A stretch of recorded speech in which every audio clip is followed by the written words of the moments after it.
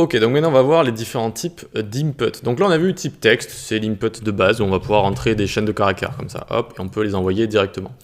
Ensuite on va avoir le type email par exemple, hop, et donc celui-là il est très intéressant, il est vraiment pas mal. Par exemple si je mets mon mail.fr, ce n'est pas un format valide, il faut un arrobase et il faut une boîte mail à côté.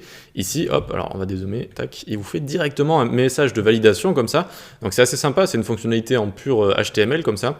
Vous allez voir qu'on va voir des vidéos dessus pour les customiser, les personnaliser, hein, ces petits messages. Mais de base, voilà, ça vous le met si c'est pas correct. Et même si regardez, si je mets un arrobase ici, ce sera toujours pas correct vu que j'ai pas ma boîte mail. Donc on clique, hop, c'est toujours pas correct, il faut que je mette une boîte mail valide, par exemple Outlook, tac, et là c'est bon, c'est correct, ça fonctionne. Donc pas mal type email, notamment avec la validation intégrée qui est assez sympa. Ensuite on va avoir le type password, hop, donc ça c'est pour les mots de passe, vous écrivez votre mot de passe, alors tac, ça va le cacher, d'accord, ça va le cacher avec des astérix ou des ronds suivant le navigateur sur lequel vous êtes. Voilà, donc ça c'est password, rien de plus. Vous allez avoir search également. Search, on imagine on est sur Airbnb, où est-ce que j'ai envie d'aller, tape à Rome, et ça va rajouter une petite fonctionnalité avec une petite croix ici. Voilà, vous allez pouvoir l'effacer comme ça. Ok, rien de bien fou. Ensuite, vous allez avoir le tel ici. Lui, il va carrément rien changer, sauf sur téléphone portable. Une fois que vous aurez cliqué avec votre doigt, donc appuyé sur la barre sur l'input ici, ça va vous proposer un petit clavier pour rentrer votre téléphone, sinon ça ne change rien tel, c'est plus sémantique qu'autre chose. Un type URL qui est pas mal aussi comme email, c'est-à-dire que ici si je mets mon site, eh bien ça ne va pas fonctionner, hein. C'est pas un URL valide, et donc il faut que je mette http://monsite.fr, envoyer, tac, et là ça fonctionne bien vu que j'ai un URL valide. Donc ça aussi c'est assez sympa. Ensuite, donc pour tout ce qui est date, ça a été sorti assez récemment, l'input type date.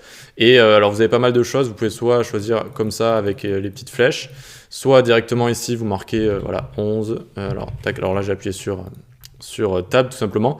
On fait 11 09 1956, tac, et directement on peut l'envoyer. On peut cliquer sur la petite flèche intégrée qui est pas mal, ça nous permet de choisir comme ça les mois, les années, etc. plutôt facilement, donc ça c'est assez cool.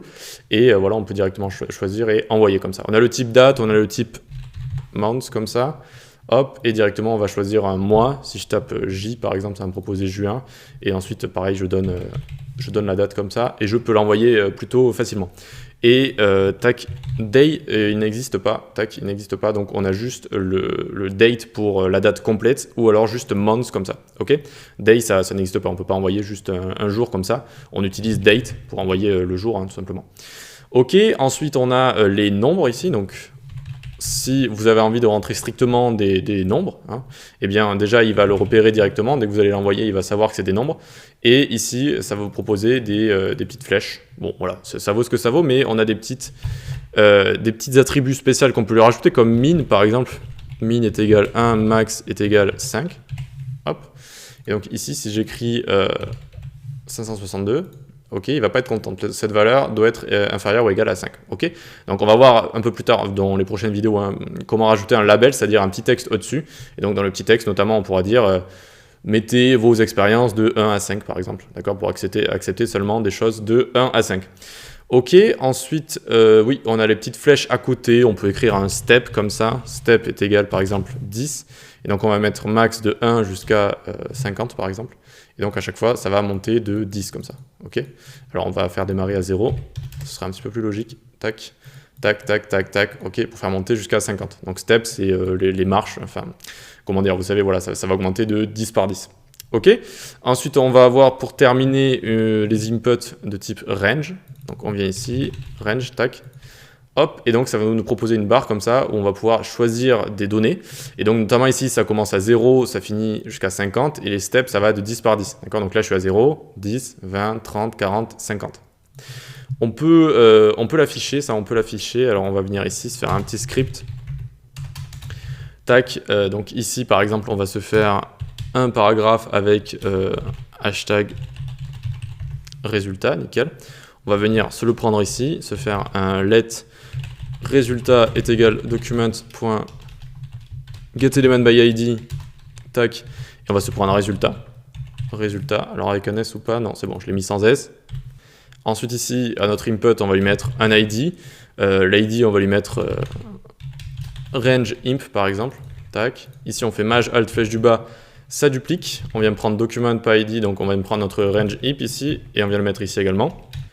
Ok, donc ensuite ici, on va dire, dès qu'on va toucher à notre input, donc on va faire un range imp.onInput, donc dès qu'on va l'utiliser, ça va lancer une fonction. Et cette fonction, qu'est-ce qu'elle fait? Elle va prendre notre résultat, .textContent, est égal range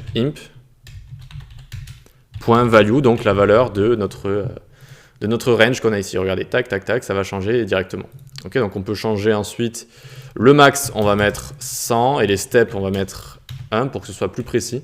Choisissez, je sais pas, le pourcentage de ce que vous voulez, de quoi que ce soit, et tac, du coup, ça va faire quelque chose de plus précis. Ici, donc, ça commence toujours au milieu s'il y a un milieu, donc ici, on peut mettre 50 par exemple. Tac, hop.